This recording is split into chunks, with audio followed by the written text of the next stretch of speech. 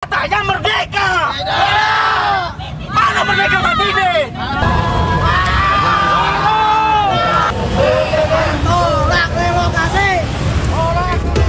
Dengan membawa spanduk dan poster, puluhan pedagang Pasar Barito yang tergabung dalam Solidaritas Pemasok Pedagang Pasar atau SP3 menggelar aksi di depan Pasar Barito, Jalan Mahakam, Taman Barito, Jakarta Selatan pada Jumat pagi.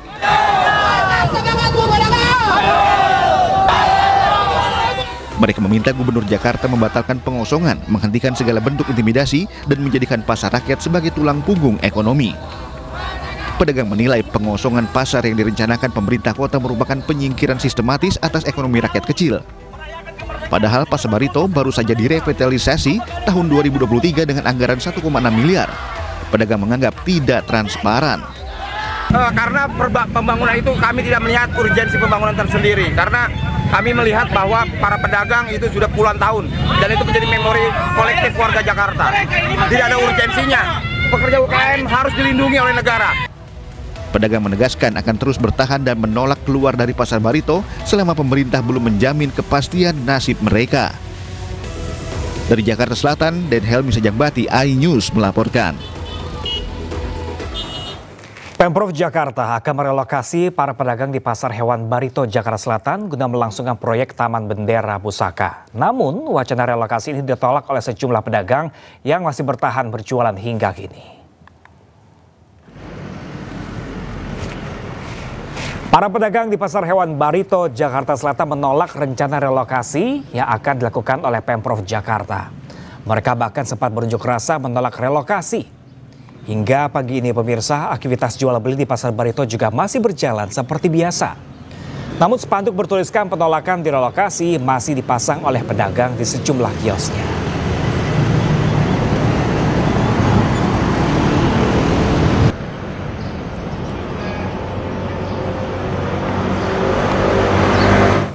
Dan pemirsa, untuk melihat seperti apakah situasi terkini di Pasar Barito, Jakarta Selatan, kita sudah terhubung dengan rekan kami, Amrina Rida, langsung dari lokasi. Selamat pagi rekan Amrina, apa sebenarnya menjadi alasan pasti sejumlah pedagang ini menolak untuk direlokasi?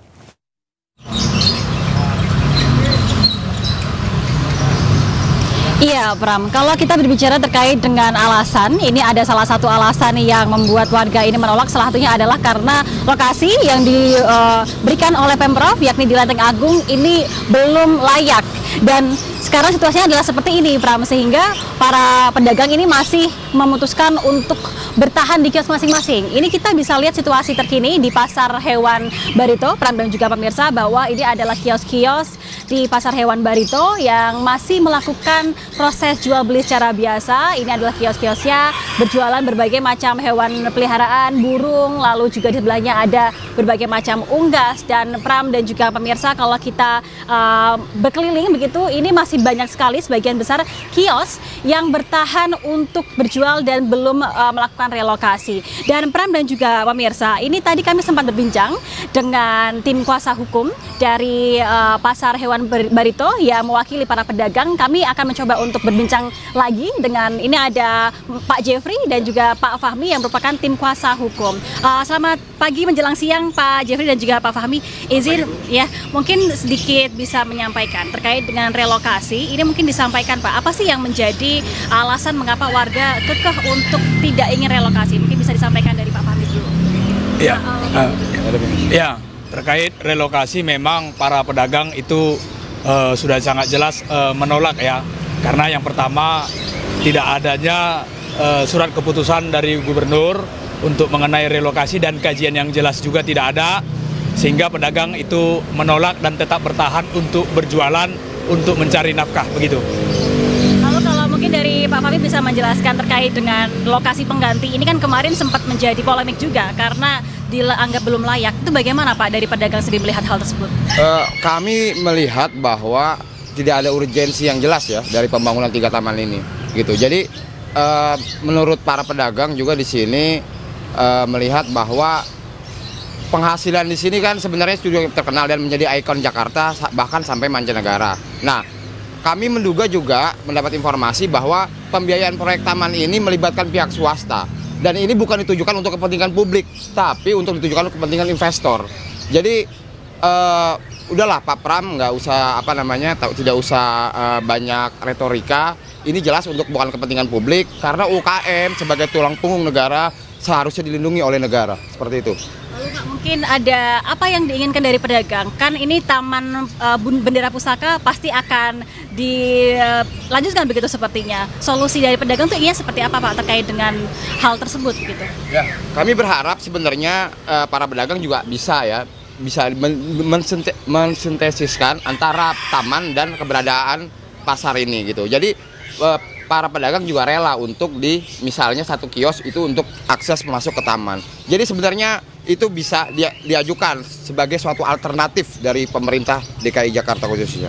Gitu. Oke, baik. Mungkin satu pertanyaan terakhir, ini lalu bagaimana ini para warga apakah akan bertahan untuk beberapa hari ke depan atau bagaimana nanti kelanjutannya Mas mungkin? Bahkan kami berharap ini sampai seterusnya. Nah itu tadi alternatif yang perlu dikaji ulang oleh pemerintahan DKI agar penghasilan di sini kan juga melibatkan banyak orang, Gojek, distributor dari makanan, kucing, burung dan lain sebagainya. Ya itu melibatkan efek-efek domino. Jadi UKM sebenarnya poinnya harus didukung oleh negara gitu. Terima kasih Pak Jeffrey dan juga Pak Fahmi atas waktunya. Semoga nanti segera ada solusi yang berkelanjutan begitu ya. Pram dan juga pemirsa, tadi kita dengar secara langsung begitu ya. Ada beberapa alasan mengapa pada akhirnya para pedagang di Pasar Hewan Barito sampai detik ini memilih untuk tetap bertahan di kios masing-masing. Dan kalau kami melihat tadi Pram dan juga pemirsa, sepanjang di Pasar Hewan Barito ini masih banyak, hampir semua dari pedagangnya masih bertahan di kios masing-masing. Bahkan juga kalau kita melihat di area atas ini juga ada spanduk-spanduk bertuliskan penolakan-penolakan, tolak relokasi, lalu juga ikon Jakarta, lalu juga banyak sekali spanduk-spanduk yang didirikan ataupun juga dipasang oleh pedagang untuk mengupayakan ekspresi dan juga saran mereka agar mereka tidak direlokasi. Ini akan menjadi pekerjaan rumah yang cukup penting dan besar bagi pemerintah Provinsi DKI Jakarta untuk bisa memediasi agar pembangunan Taman Bendera Pusaka ini tidak hanya kepentingan masyarakat luas tapi juga bisa menguntungkan juga bagi para pedagang yang ada di sini. Sementara demikian, Pram, kembali ke Anda. Baik, melaporkan langsung dari Pasar Barito, Jakarta, Amrina Rida. Terima kasih dan selamat bertugas kembali. Sementara itu pemirsa, tumpukan sampah yang berada di pinggir jalan Danau Cincin, Tanjung Priuk, Jakarta Utara membuat resah para warga dan pengguna jalan yang melintas. Selain menyebabkan aroma tak sedap, tumpukan sampah juga menutup sebagian ruas jalan.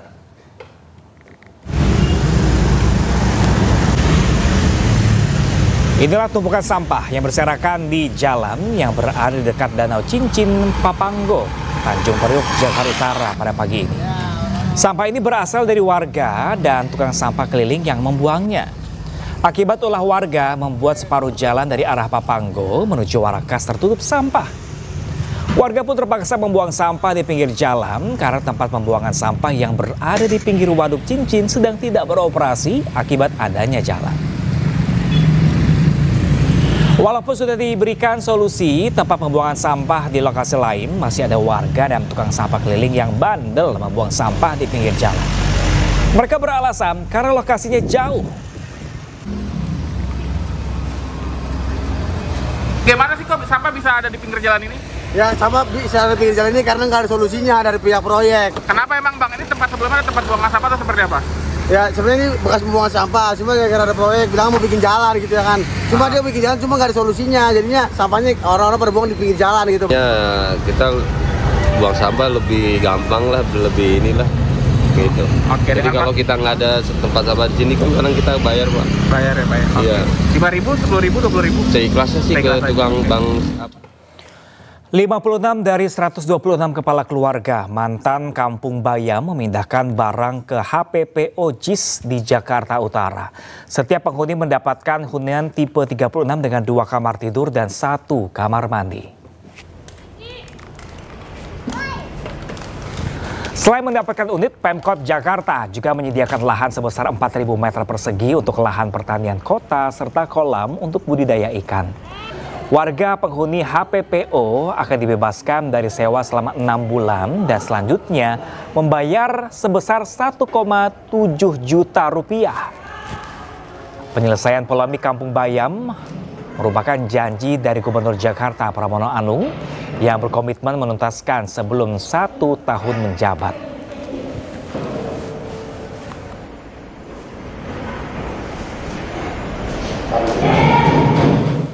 Ya, pemirsa, seperti apakah suasana warga ex Kampung Bayam yang pindah ke hunian baru yang disiapkan pemerintah, pemirsa? Sudah ada rekan kami Nilami Aulia langsung dari HPPO JIS Tanjung Priok, Jakarta Utara. Selamat pagi Nilami, ada berapa tepatnya hari ini warga ex Kampung Bayam yang akhirnya pindah ke hunian baru?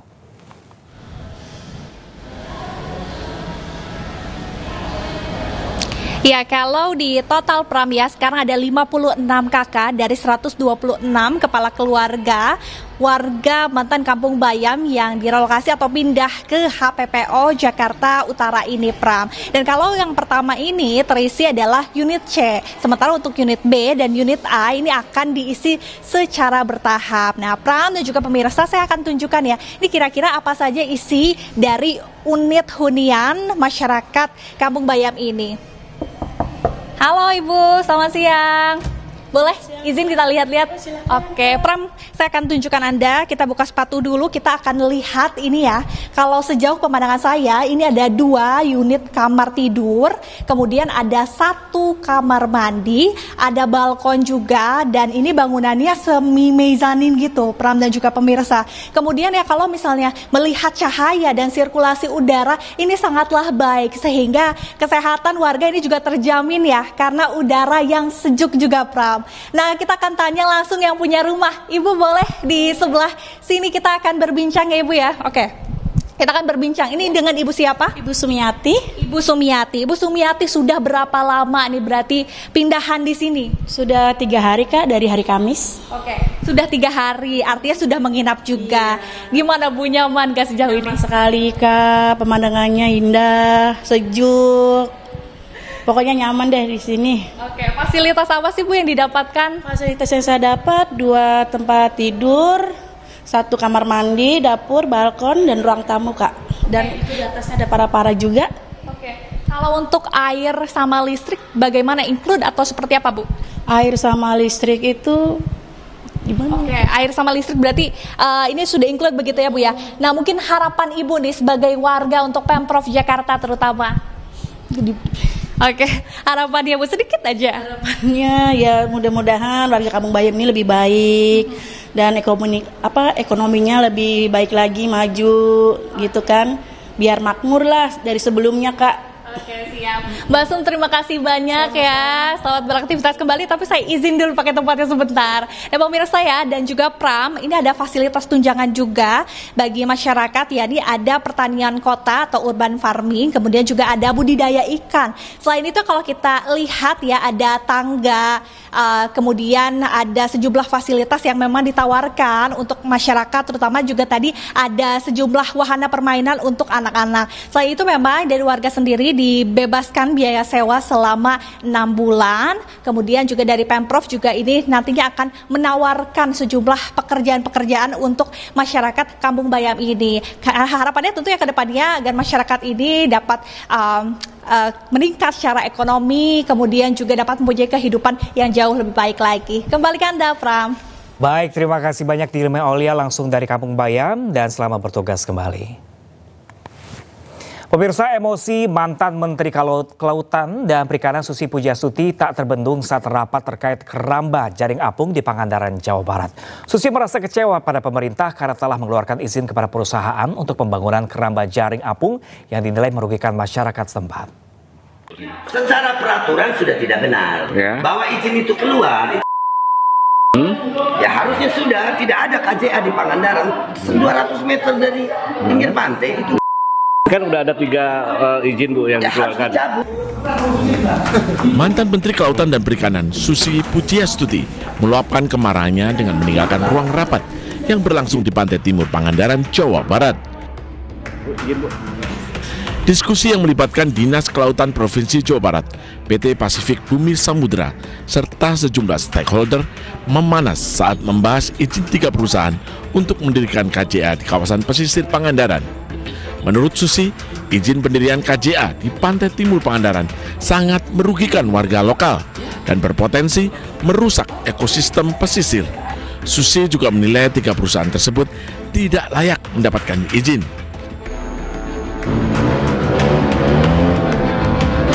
Sebelumnya, Forum Bela Pariwisata Pangandaran menggelar dan menolak dengan adanya penambahan KJA di kawasan Pantai Timur oleh PT PPS yang sudah mengantongi surat izin dari Kementerian Kelautan dan Perikanan.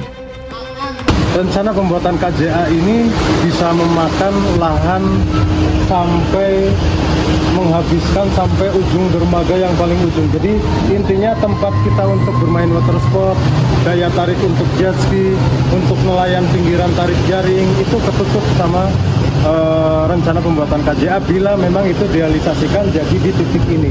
Intinya pada intinya sih kita coba mengikuti aturan yang ada. Nah ini kan izin sudah dikeluarkan. Kalau memang ada yang tidak bersesuaian atau yang ada yang tumpang tindih, kita perlu evaluasi ulang. Evaluasi ini kan merupakan wewenang dari pemerintah. Hingga kini, rencana pembangunan keramba jaring apung masih terus berlanjut sambil menunggu keputusan dari pemerintah. Dari Pangandaran, Jawa Barat, Irfan Ramdiansah, iNews melaporkan. Terkait kisruh antara Susi dan PT PBS, Gubernur Jawa Barat Deddy Mulyadi menyatakan siap mengevaluasi keberadaan keramba jaring apung atau KJA di perairan Pangandaran. Deddy memiliki pandangan yang sejalan dengan Susi Pujiastuti terkait pentingnya konservasi dan pelestarian laut. Dari sisi pandangan, ekosistem dan konservasi selaras dengan apa yang saya pikirkan. Karena bagi saya gini, bahwa area laut yang itu sudah menjadi areal wisata itu tidak boleh dirubah aspek-aspek yang bersifat tata guna lautnya.